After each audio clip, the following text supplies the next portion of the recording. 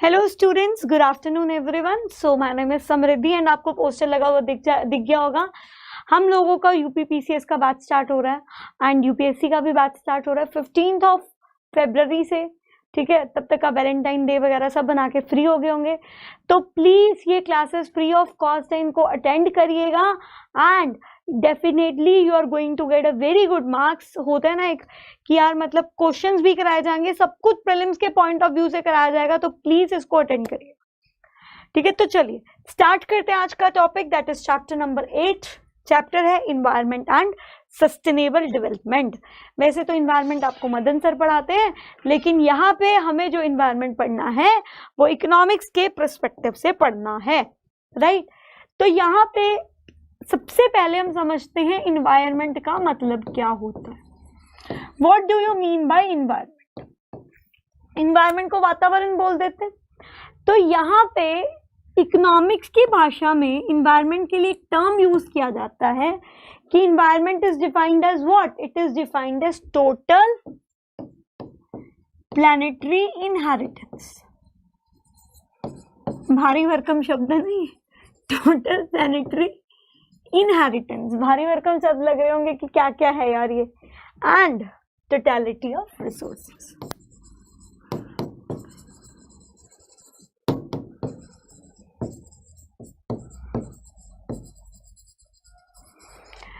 Total planetary inheritance in totality of all resources, ठीक है, is known as environment. मतलब कि अगर आप ये अर्थ की बात करते हो तो अर्थ के ऊपर जितने भी जीव जंतु हैं, जितना भी आपका वातावरण है, जितने भी लोग हैं, वो सब इन्वायरमेंट का एक हिस्सा है।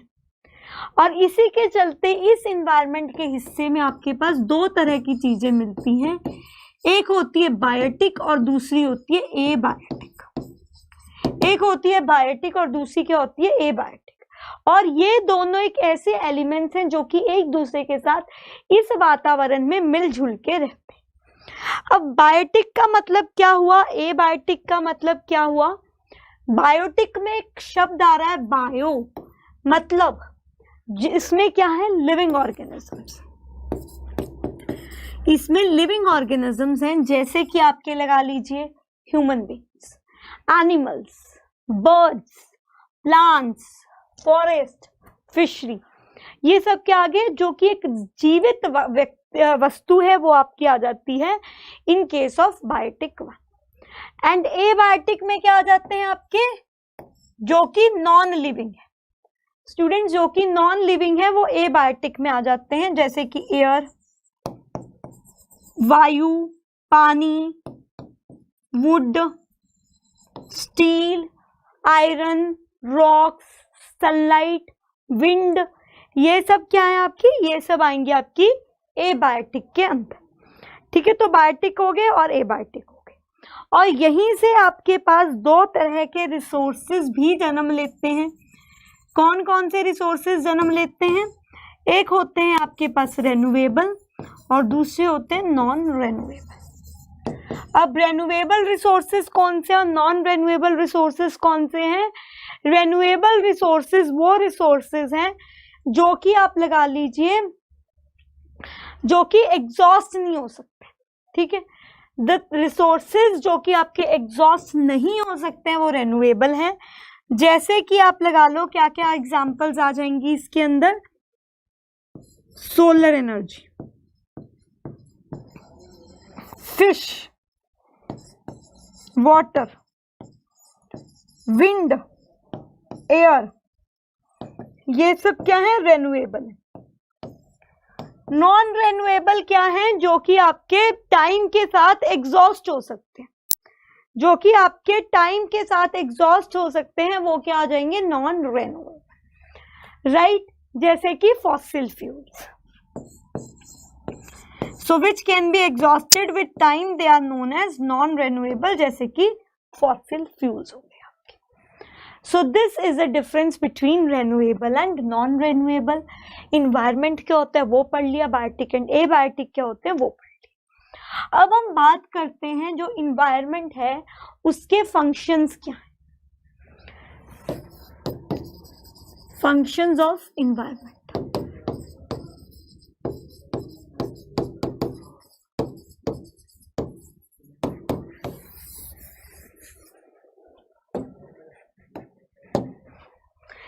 इन्वायरमेंट के फंक्शंस क्या हैं?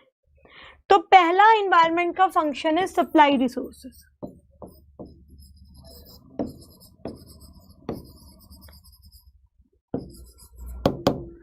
सप्लाई रिसोर्सेज के अंदर क्या आ जाएगा? जो भी रिसोर्सेज आपका इन्वायरमेंट सप्लाई करता है। सप्लाई रिसोर्सेज का मतलब क्या हुआ कि environment it acts as a, you can say कि जो कि एक रिसोर्स की तरह एक्ट करता है, जो कि रिसोर्सेज को यहाँ पे सप्लाई करता है। जैसे कि यहाँ पे renewable and non renewable resources को ये क्या करता है? देता है। So these are known as what? These are known as supply resource, right, जो कि आपके इन्वायरमेंट के द्वारा दिए जाते हैं। उसके बाद सेकंड चीज आ जाती है, इट एसिमिलेट्स द वेस्ट।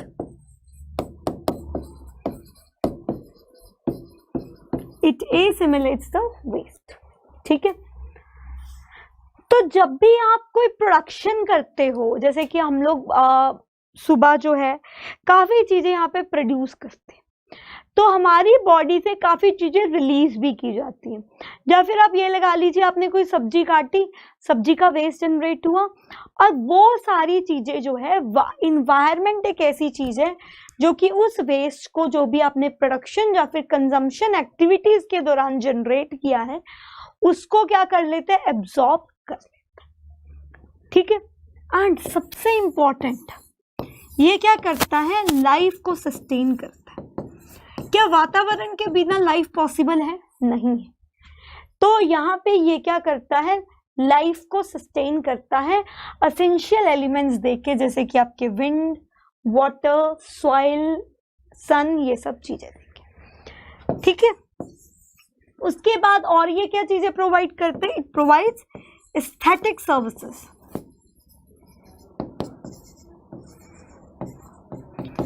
ये क्या प्रोवाइड करता है? एस्थेटिक सर्विसेज प्रोवाइड करता है। जैसे कि आप लगा लीजिए, आपकी रिवर्स हो गई, लेक्स हो गई, ठीक है, mountains, desert, so these are what? Aesthetic services, जिसको आज की डेट में टूरिज्म में कन्वर्ट कर दिया गया। So what are the functions of the environment? Supply resources, assimilate waste, sustain life and aesthetic service, right. So these are the things. आप खुद देखिए यार कितनी इंपॉर्टेंस है इन्वायरमेंट, लेकिन what we are doing, we are destroying our environment, right? So we will learn about all these things over here, कि environmental crisis क्या है, environmental cost क्या है, why all these things are happening, environment पे क्या impact पड़ता है इसका, वो तो आप ज़्यादा पढ़ोगे कहाँ पे? ज्योग्राफी के अंदर। तो जल्दी से स्टूडेंट्स, जो लोग भी इस वीडियो को देख रहे हैं, वीडियो को लाइक कर दीजिए, वीडियो को जो है शेयर कर दीजिए, और एंड में कमेंट करना। और अगर अभी तक आपने हमारे चैनल को सब्सक्राइब नहीं किया है, देखिए यूपीपीसीएस यूपीएससी का कोर्स आ रहा है, तो अगर आप सक्सेस चाहते हैं तो हम लक्ष्य बैच यहाँ पे स्टार्ट करने जा रहे हैं। वो कब पॉसिबल है कि आप उसका फायदा कैसे उठा सको, अगर आप उसको सब्सक्राइब करते हो। देखो बहुत सारे चैनल्स और भी मिलेंगे आपको यूट्यूब के ऊपर, लेकिन कोई आपको ऐसे कंप्लीट कोर्स फ्री में नहीं देगा। हम आपको यहाँ पे कंप्लीट कोर्स फ्री में प्रोवाइड करा रहे हैं, ठीक है। तो चलिए अब हम आगे बढ़ते हैं। Next what we need to do is environmental crisis.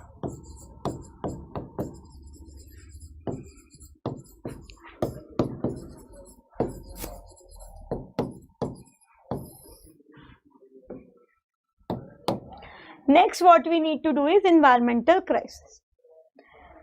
अब यहाँ पे जो इन्वायरमेंट है, जो वातावरण है, वो क्या है? वो अपना काम करता है।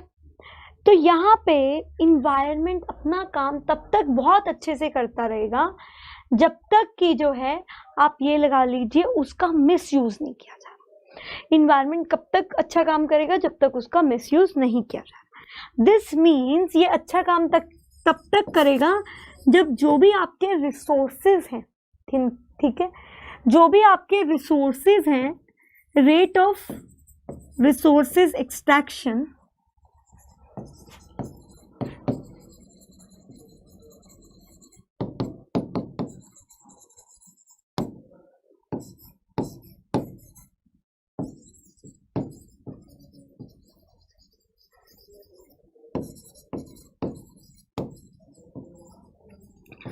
जब तक कि आपका जो भी रेट है रिसोर्सेज की एक्सट्रैक्शन का, वो क्या हो? लेस हो या फिर बराबर हो रेट ऑफ रिसोर्सेज की रीजनरेशन के, तब तक इन्वायरमेंट एक बहुत ही प्यारा सा काम करता रहेगा। लेकिन जैसे ही रेशो उल्टी हुई, जैसे ही ये वाला साइन उल्टा हुआ, इन्वायरमेंट के भीतर क्या आ जाएंगे, क्राइसिस आ जाएंगे। और इन क्राइसिस को क्या बोलते हैं, these crisis are known as environmental crisis. ठीक है, राइट। तो यहाँ पे ये चीज आपको दिमाग में रखनी है कि for this rate of extraction of resources it should be less than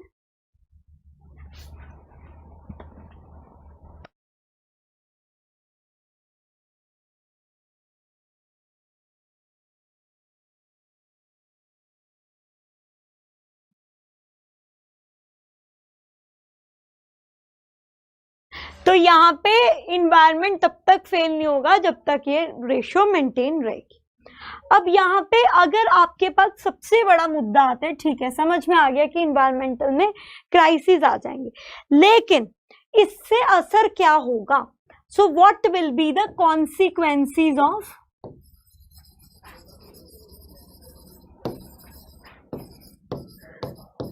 environmental crisis. Environmental जो क्राइसिस है उसके कॉन्सिक्वेंसेस क्या होंगे अगर इसकी बात करी जाए तो सबसे पहला कॉन्सिक्वेंस क्या होगा, अभी हम देख रहे हैं ना क्या हुआ है, कोरोना जैसी महामारी हुई है। क्यों? क्योंकि हमने जो है किसके साथ छेड़छाड़ करी है, नेचर के साथ। तो there will be the decline in air and water quality. जब भी स्टबल बर्निंग होता है अक्टूबर नवंबर के महीनों में, आपको दिखता होगा ना कितनी ज्यादा एयर की क्वालिटी खराब हो जाती है। Air pollution, water pollution, it will lead to what, disease like, जो कि आपकी रेस्पिरेशन से associated. So it will result in decline in water quality, और ये डिक्लाइन किस में रिजल्ट करेगा, रेस्पिरेटरी प्रॉब्लम्स, और it will lead to respiratory problems या फिर वाटर बॉर्न डिजीज हो सकती है, जैसे डायसेंट्री, डायरिया, ऐसी बीमारी हो, सांस लेने में दिक्कत होनी, एस्थमा होना। तो ये सब बीमारियां हो सकती हैं। क्यों? क्योंकि जब एयर और वाटर की क्वालिटी खराब हो जाएगी। तो उसके अलावा और क्या हो सकती है, resources will become exhaust.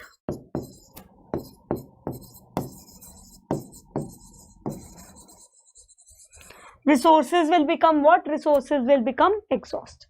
तो इंटेंसिव एंड एक्सटेंसिव जो भी एक्सट्रैक्शन होगा renewable and non renewable resources का, तो रिसोर्सेज क्या हो जाएंगे आपके, एक्सॉस्ट हो जाएंगे, राइट। थर्ड थिंग, थर्ड चीज क्या होती है, यहाँ पे आपके जो रिवर्स होंगे या फिर और चीजें होंगी वो सब पॉल्यूट हो जाएंगी। तो कईयों को सुनने में दिक्कत हो सकती है, कईयों को समझने में दिक्कत हो सकती है, मेंटल डिसऑर्डर्स, जेनेटिक डिसऑर्डर्स, ये भी विद टाइम जो है होने शुरू हो जाएंगे। So these are the things of consequences of the environmental, you can say कि अगर हमारा इन्वायरमेंट जो है वो पॉल्यूट हो रहा है तो इन्वायरमेंटल क्राइसिस क्या है। ठीक है, so these will be the environmental crisis. Are you getting the point? Okay, बहुत ही छोटा सा चैप्टर, वैसे ज्यादा बड़ा चैप्टर नहीं है ये, है ना। तो यहाँ पे नेक्स्ट चीज क्या आएगी यहाँ पे, दैट इज प्रॉब्लम्स क्या है इन्वायरमेंट से रिलेटेड। तो यहाँ पे इन्वायरमेंट से रिलेटेड स्टूडेंट्स कुछ प्रॉब्लम्स है एक दो, वो क्या है, सबसे पहले तो हम इन्वायरमेंट में सबसे ज्यादा जो देखते हैं problem, that is a problem of pollution. और सेकंड यहाँ पे जो सबसे बड़ी दिक्कत है वो ये है कि जो एक्सप्लॉयटेशन हो रहा है नेचुरल रिसोर्सेज का वो बहुत ज्यादा है। And the second problem is exploitation of natural resources. ठीक है, तो ये जो दो मेन प्रॉब्लम्स है इन्वायरमेंट। ठीक है, तो आई होप यहाँ तक आपको चीजें समझ में आ गई होंगी। अब हम आते हैं पीडीएफ के ऊपर। छोटा सा चैप्टर है, ज्यादा बड़ा नहीं है। मैंने आपको बोला था कोट्स पढ़ लेना, the environment left to itself can continue to support life for millions of year. The single most unstable and potentially disruptive element in the scheme is human species. Human beings with modern technology have the capacity to bring about intentionally or unintentionally far-reaching and irreversible changes in the environment. कि ये quotes दे रखा है कि environment जो है उसने सब कुछ अपने ऊपर रखा और वो लाइफ को सपोर्ट कर रहा है काफी दिनों से, लेकिन अगर आपने एक सिंगल चीज भी ऐसी कर दी जो कि जिसको आपने डिस्टर्ब कर दिया, तो इसका इफेक्ट ह्यूमंस के ऊपर काफी भयानक देखने को मिल सकता है। एंड आजकल ऐसी चीजें हो भी रही हैं, एंड अगर ऐसा हो गया तो एक बार जो गलती करी वो वापस एनवायरनमेंट नहीं आएगा। यहाँ पे क्या लिखा गया है, here the things are written related to, देखो यहाँ पे डेफिनेशन दे रखी है कि एनवायरनमेंट क्या है, total planetary and inheritance and totality of all resources is environment. इसमें क्या आ जाते हैं, बायोटिक एंड एबायोटिक कंपोनेंट्स आ जाते हैं। अब आते हैं next is functions of environment क्या है।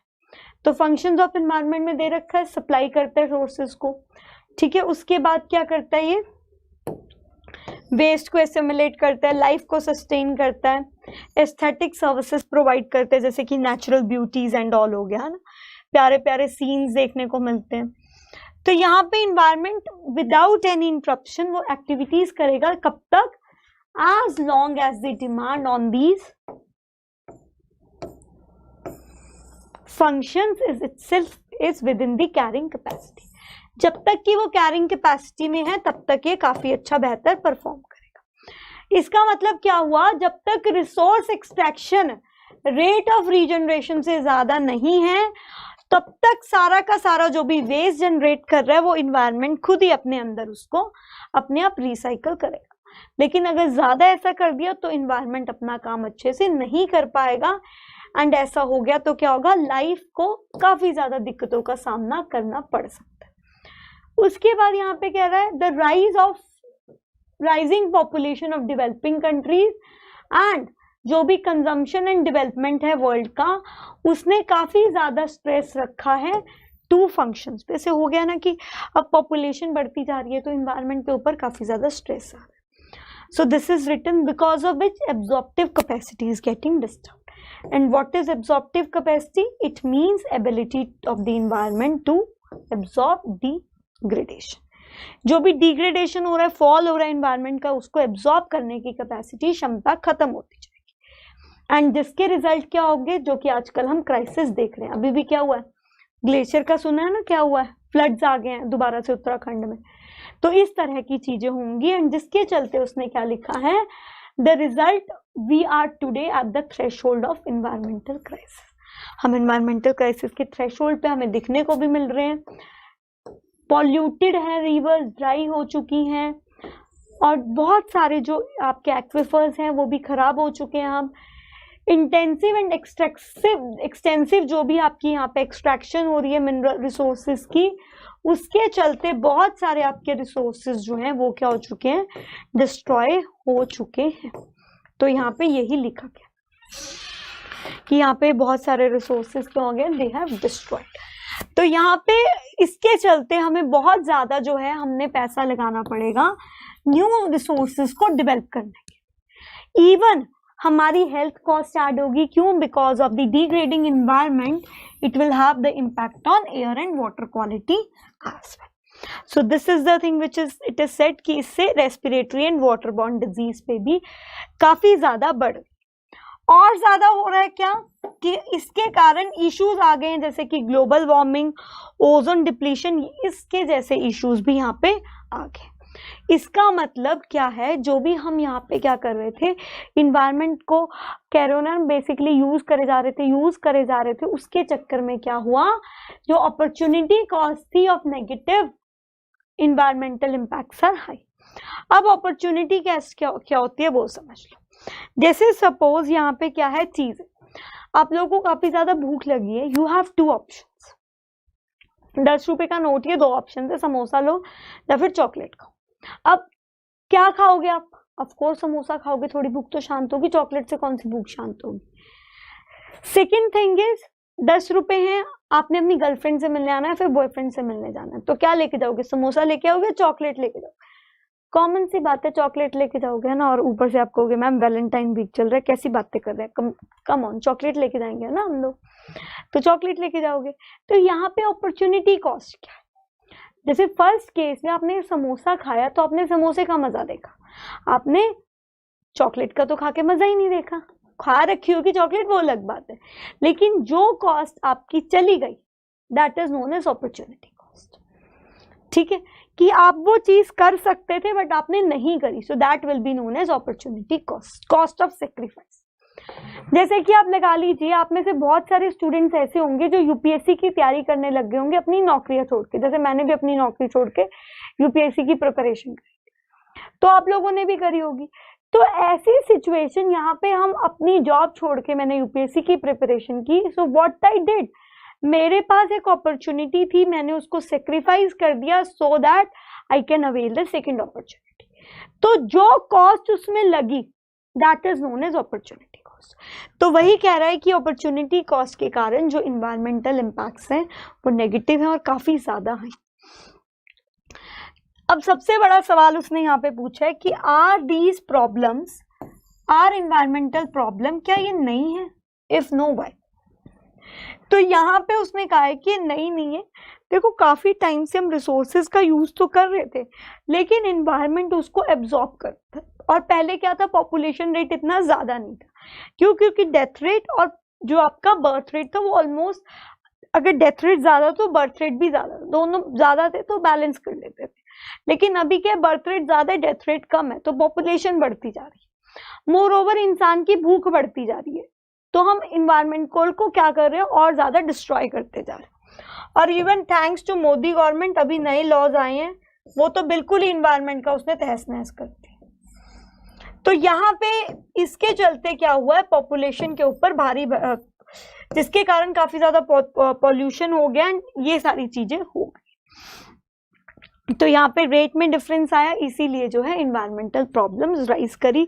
यहाँ पे यही लिखा हुआ है कि पॉपुलेशन एक्सप्लोजन हुआ, रेट पे असर आया और ये सारी प्रॉब्लम्स जो थी वो इमर्ज। ठीक है, अब यहाँ पे दो टर्म्स का इस्तेमाल किया गया था, उनको यहाँ पे देख लेते हैं।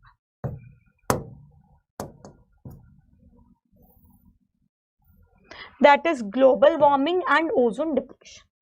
So what do you mean by global warming? Global warming होता है, वार्म करना मीन्स टेम्परेचर बढ़ना। जब एवरेज टेम्परेचर बढ़ रहा है धरती के एटमॉस्फेयर का, क्यों? क्योंकि ग्रीन हाउस गैसेस की मात्रा ज्यादा होगी, तो उसको बोला जाता है ग्लोबल वार्मिंग। जो धरती है, धरती में जो एटमॉस्फेयर है, जब उसका टेम्परेचर बढ़ जाए because of certain activities, then that is known as global warming. And ये क्यों टेम्परेचर बढ़ा है? Because of increase in greenhouse gases. And ये सबसे ज्यादा तब से होना शुरू हुआ है जब से आपकी इंडस्ट्रियल रेवोल्यूशन स्टार्ट हुआ। एंड ग्रीन हाउस गैसेस में बेसिकली क्या आ जाते हैं, ये जनरेट होते हैं जैसे आपने फॉसिल फ्यूल्स बर्न किए, डिफॉरेस्टेशन करी, तब भी होते हैं। इसमें कौन कौन से आ जाते हैं? कार्बन डाइऑक्साइड, मीथेन, एंड उसके बाद जैसे कार्बन मोनोऑक्साइड वगैरह भी आता है। तो ये देख लेना, ये देखो मीथेन, कार्बन डाइऑक्साइड, इसमें इसने इसकी परसेंटेज वगैरह भी लिख रखी। तो ये आपको वैसे सर भी कराएंगे कौन कौन सी गैसेस होती है, इसको लिख लेना, क्वेश्चन इनमें आता है। देखो यहाँ पे भी लिखा हुआ है, carbon dioxide, methane, nitrous oxide, ozone. ठीक है, ये सारी गैसेस किसमें कंट्रीब्यूट करती है? Green house, sorry, global warming. ठीक है, तो ये चीज यहाँ पे बोली जा रही है। ऐसी आपकी होती है ओजोन डिप्लीशन। ओजोन क्या होता है? ओजोन एक परत होती है जो कि आपको क्या करती है, हार्मफुल यूवी रेडिएशन से बचाती है। सो ओजोन डिप्लीशन क्या है? ओजोन डिप्लीशन एक फिनोमिना है जिसमें जो ओजोन लेयर है वो स्ट्रेटोस्फीयर के ऊपर कम हो।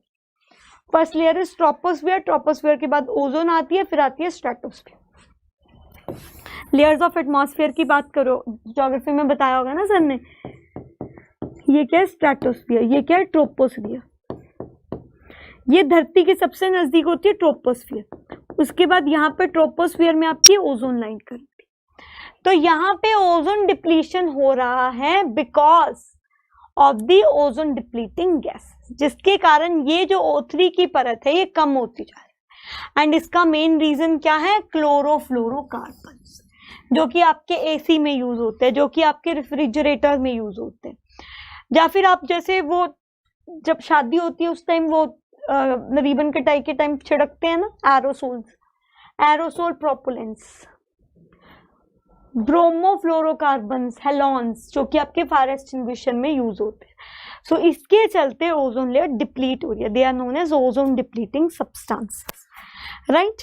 एंड यहाँ पे क्या होगा, अगर ओजोन डिप्लीट हो गया तो ओजोन आपका यूवी रेडिएशंस को आने नहीं देता धरती पे, यूवी रेडिएशन ज्यादा आएंगी तो जिसके कारण स्किन कैंसर नामक बीमारियां जो है वो बढ़ जाएंगी। सो यहाँ पे वही बोला। और यहाँ पे एक प्रोटोकॉल का भी आगे जिक्र किया हुआ है, मॉन्ट्रियल प्रोटोकॉल। तो जो मॉन्ट्रियल प्रोटोकॉल है वो क्या करता है, वो बैन करता है यूज ऑफ क्लोरोफ्लोरोकार्बन्स के यूज को बैन करने की बात करता है, ठीक है। वो कहते हैं इसका यूज बैन किया जाए, या फिर लगा लो कि वो हैलॉन्स के यूज को बैन करने की बात करता है, ठीक है। हैलॉन्स वो होते हैं जहां पे पीछे ClF इस तरह की चीजें लगी होती है।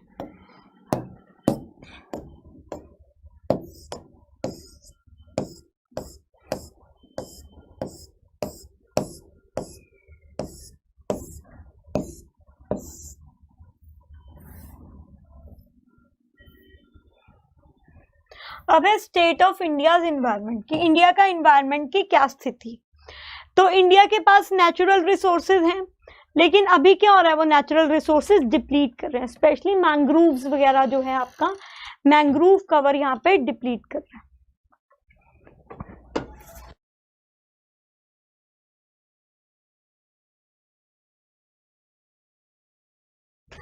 तो यहाँ पे ये मैंग्रोव कवर वगैरह डिप्लीट कर रहे हैं। तो इंडिया के पास अबंडेंट नेचुरल रिसोर्सेज हैं, लेकिन दे आर डिप्लीटिंग। तो यहाँ पे नेचुरल रिसोर्सेज भी क्या दे रखे हैं, इंडियन ओशन में है, माउंटेन्स में है, डेक्कन प्लेट्यू में है आपके, ठीक है। तो यहाँ पे इन्होंने बोला है कि वो रिसोर्सेज जो हैं वो टाइम के साथ डिप्लीट हो रहे, राइट। फिर यहाँ पे इन्होंने एक चिपकू मूवमेंट का नाम दिया हुआ है। चिपकू मूवमेंट पढ़ी होगी ना, बचपन में स्कूल में पढ़ते थे हम कि पेड़ के साथ लोग चिपक गए थे। तो यहाँ पे एक बार यूपीएससी ने सवाल किया था कि चिपकू मूवमेंट कहाँ से था। तो चिपकू मूवमेंट आपका बेसिकली कर्नाटका में हुआ था, ठीक है। चिपकू मूवमेंट कर्नाटका में हुआ था, कौन से फॉरेस्ट में, सलकानी फॉरेस्ट में।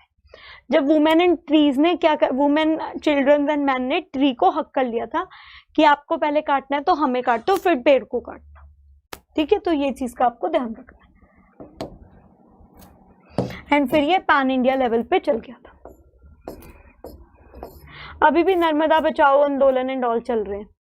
अब वो कह रहे हैं कुछ फैक्टर्स जो कि रिस्पॉन्सिबल है लैंड डिग्रेडेशन के, वो क्या है कि हम क्या कर देते हैं, लैंड को ऐसे बंजर छोड़ देते हैं, बंजर छोड़ देते हैं, ऊपर वाली लेयर जो है वो इजीली बाहर फ्लैश आउट हो जाएगी जब पानी आएगा। Next is unsustainable fuel, would and fodder extraction, जितना वो प्रोड्यूस नहीं कर रहा उससे ज्यादा हम एक्सट्रैक्ट कर रहे हैं। देन शिफ्टिंग कल्टीवेशन, इस पैच को कुछ टाइम के लिए खाली छोड़ दिया, दूसरे पैच पे चले जाओ, दूसरे को कुछ टाइम के लिए खाली छोड़ दो, तीसरे पे चले जाओ। This is resulting to what, lose of the top soil. Next is encroachment into the forest land. पहले क्या होता था, हम फॉरेस्ट से दूर रहते थे, फॉरेस्ट में सिर्फ ट्राइबल लोग रहते थे, लेकिन हम इंसानों ने भी जाके रहना शुरू कर दिया। तो आपने देखा भी होगा, न्यूज में आता रहता है कि अंडमान में ऐसे करके लोग घुसे एंड वहां की जो निकोबारी सैंथलीज ट्राइब थी, दे किल द पीपल। वाई? क्योंकि आप उनकी टेरिटरी में घुस रहे हो। Next is forest fire and overgrazing. इस तरह के सवाल बहुत आते हैं पेपर में, याद रखना चीजें। Non adoption of adequate soil conservation measure, हम कोई सॉइल कंजर्वेशन मेजर ही नहीं ले रहे, रादर हमने तो ये बोल दिया भाई कोई इंडस्ट्री लगाना चाहता है फॉरेस्ट में लगाओ, हम खुली छूट दे रहे। Improper crop rotation, crop rotation नहीं हो रहा है। Indiscriminate use of agrochemicals, fertilisers वगैरह का काफी यूज हो रहा है। प्रॉपर प्लानिंग एंड मैनेजमेंट नहीं है, हम लोग ग्राउंड वाटर को बहुत ज्यादा अमाउंट में यूज कर रहे हैं, ठीक है। इसके अलावा हम लोग जो है लैंड को कंपेल कर रहे हैं कि वो अपनी प्रोड्यूस से ज्यादा यील्ड करे, जिसके चलते क्या हुआ है, काफी ज्यादा हमारी लैंड जो है उसकी क्वालिटी यहाँ पे खस्ता हो गया, लैंड हैव बिकम डिग्रेडेड। तो यहाँ पे यही चीज लिखी हुई है।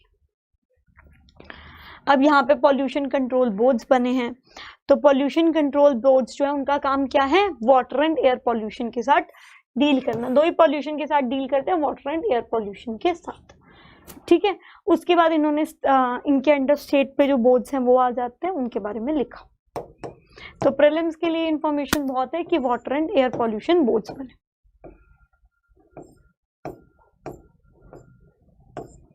ठीक है।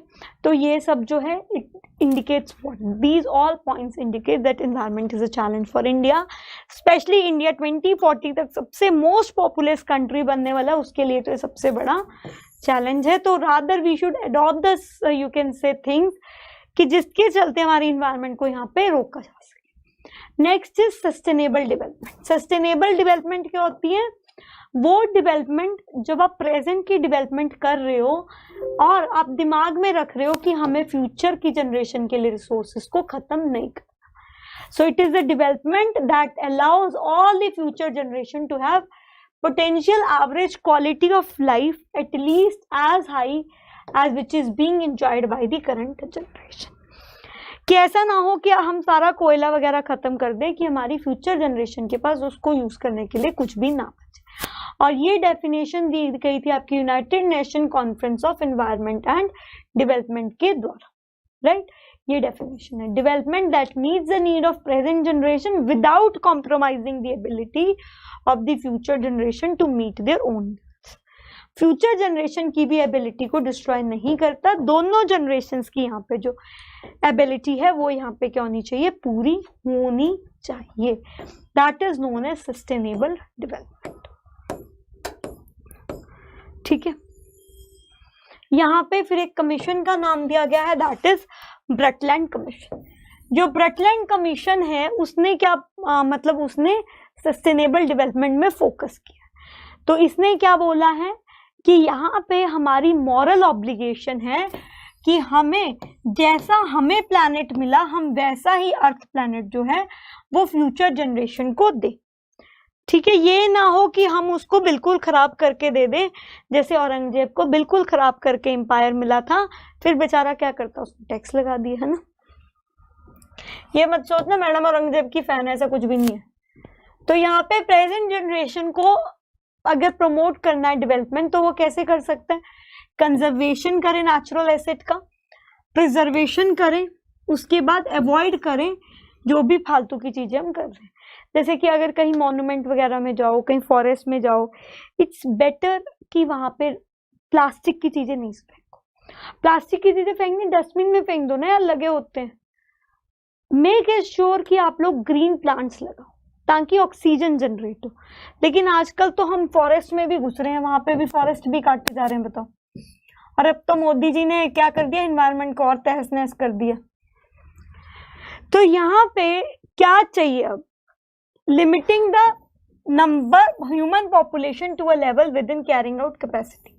पहले तो पॉपुलेशन को कम करो, ऐसा नहीं है पॉपुलेशन को चढ़ा दो, कहते होते हैं ना पॉपुलेशन बढ़ाते रहो, पॉपुलेशन का कंट्रोल करो, तभी तो नीड्स कंट्रोल होंगी ना, अगर पॉपुलेशन कंट्रोल होगी।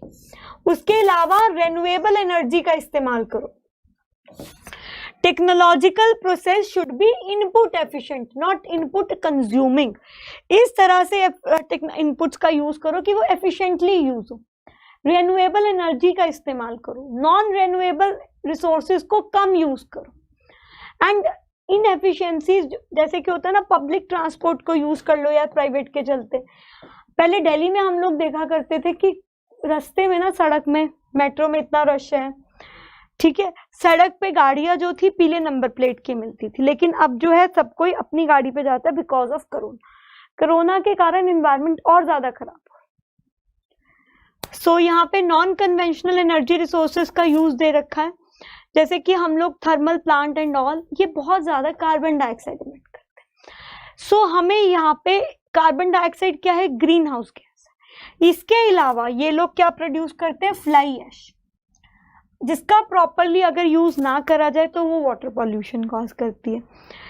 उसके अलावा जो भी हाइड्रो इलेक्ट्रिक प्रोजेक्ट्स लगाए जाते हैं उसमें इसने क्या बोला है, the hydro electric projects forest के ऊपर और नेचुरल फ्लो ऑफ वाटर में काफी ज्यादा जो है मुसीबत क्रिएट करते हैं, क्योंकि उसके लिए क्या लगते हैं, डैम्स लगते हैं। एंड डैम्स में जब पानी जाएगा, पानी में बहुत सारी मछलियां होंगी जो मर जाएंगी। तो जिसके चलते वहां पे भी प्रॉब्लम क्रिएट करते हैं। तो इसकी जगह बेटर है कि विंड एनर्जी का, सोलर रेज का इस्तेमाल करो, that is more good thing. Clean भी है, ग्रीन भी है, लेकिन अगेन प्रॉब्लम इज उसको भी अच्छे से एक्सप्लोर ही नहीं किया गया। एलपीजी और गोबर गैस का इस्तेमाल किया जाए विलेजेस में, ये यहाँ पे बोला जा रहा है। जैसे लोग पहले जो पुराने लोग करते थे ना वो चीज, सीएनजी का इस्तेमाल करो अर्बन एरियाज में, जैसे दिल्ली में किया जा रहा है, the use of compressed natural gas as a fuel in public transportation, and इससे पैसे भी कम लगते हैं और जो है आपका पोल्यूशन भी नहीं होता। विंड पावर का इस्तेमाल करो। अभी तो they have talked about hybrid also, कि हम लोग क्या करेंगे, एक सोलर पैनल लगा होगा,